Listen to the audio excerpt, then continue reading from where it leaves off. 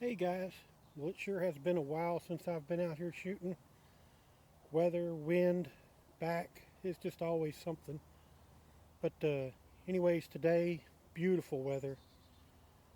Little cool fronts come through and cooled it off. Ground's dry, no rain, very little wind. Absolute perfect day. Probably won't see many of these for a while. It's gonna start getting hot pretty soon. But anyways, I wanted to get out here and shoot. Tomorrow I've got another gun coming in that I've been wanting for a while. Um, I can tell you it's not anything spectacular, but it's a it's a gun that's made in the USA, break barrel. Well, it's actually a Crosman NPSS. They were made about 15 years ago. They were first made and Crosman branded, and then shortly after that, they were Remington branded, and they were actually made up in New York. Supposedly about as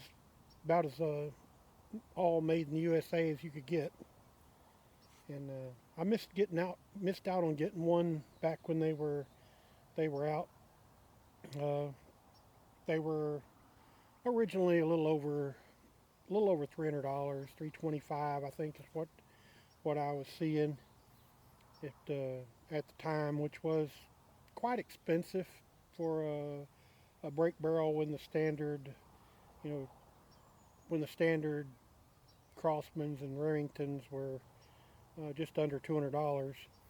That one was quite a bit more expensive, and really by the time I really got to looking, it was over. I'd missed it. Been looking for them for a while, and I finally found one.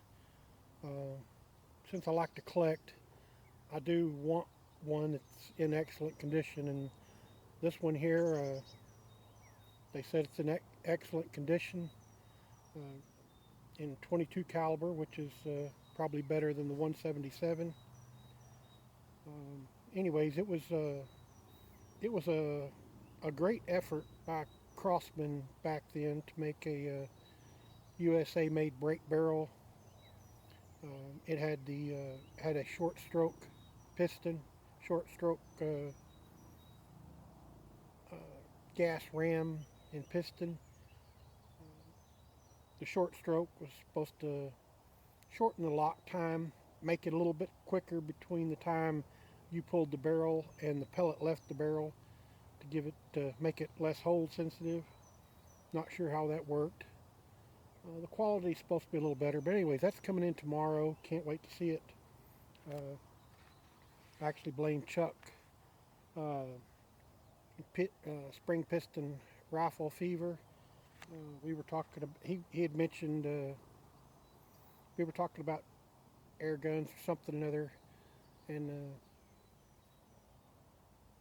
the new Diana's that's coming out, or the Diana's coming back, and I'd mentioned the price on the new Dianas were just, I think what was hurting them was they were too close to the HW95s, and he'd reminded me that there was still quite a bit of price difference.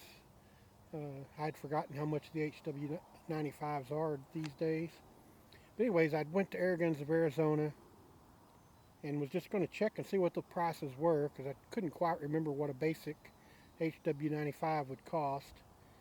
And a habit of every time I go there, the first thing I do is look through the pre-owned guns, and there was that Crosman NPSS in excellent condition with an unbelievable price. So I couldn't buy a cheap Walmart air rifle for what they had that one priced at. So, anyways, it'll be here tomorrow. Hopefully, it all works like they said. They said it was in excellent condition, pretty close to like new. So, anyways, I'll try to get a video out on that. I'm interested in shooting one. I've wanted to get one in my hands for quite some time, but I thank Chuck for me finding that one. Then today, what I've got, it's nothing special. This is a gun that I just thought was cool when I seen it. I walked into a pawn shop, 7 or 8 years ago, something like that, and here this thing was on the shelf. Uh, I don't remember the exact price, under 50 bucks. And I took one look.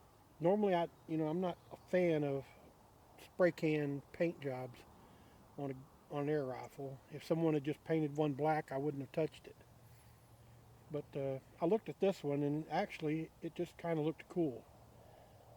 This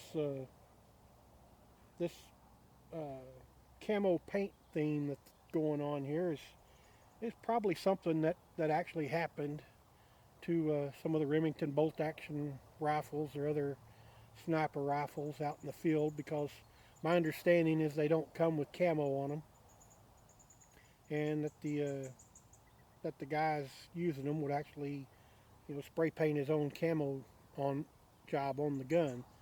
I don't know if that's true or not, but it seems like I've seen that somewhere.